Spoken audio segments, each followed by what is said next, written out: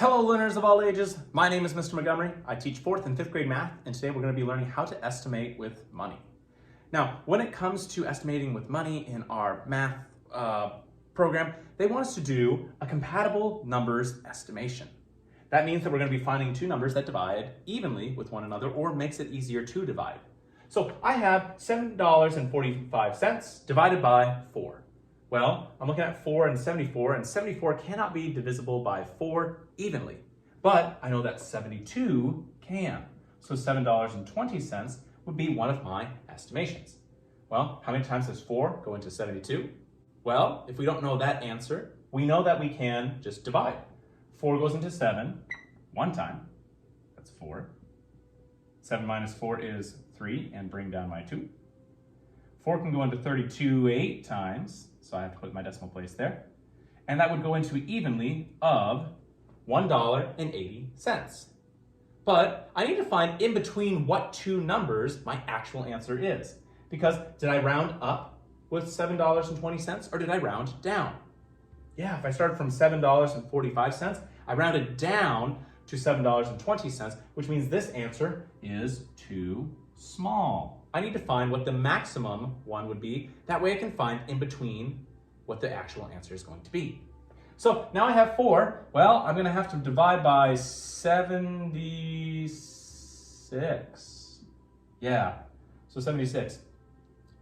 So I need to take 4 divided by 7. That's 1. That's 4. And we have 3, and we're going to bring down that 6. So 36. 4 can go into 36 9 times. I'm going to put my decimal place here because I'm going to bring it straight up. And 0.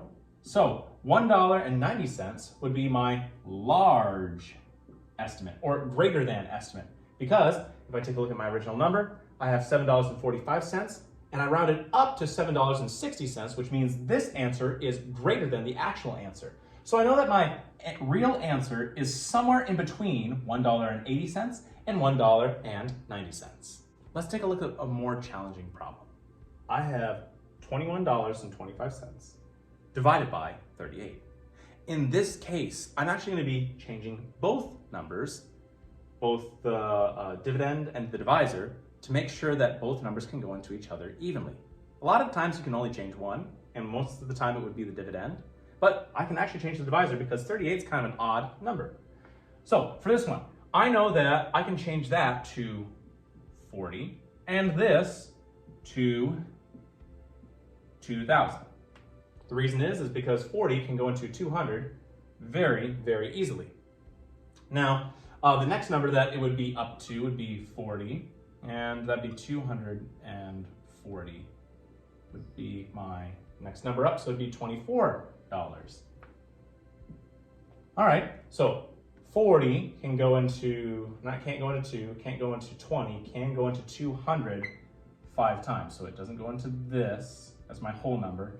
I'm gonna bring my decimal place up, and it would eventually go into that. So it would be 5/10 as my first answer, or 50 cents.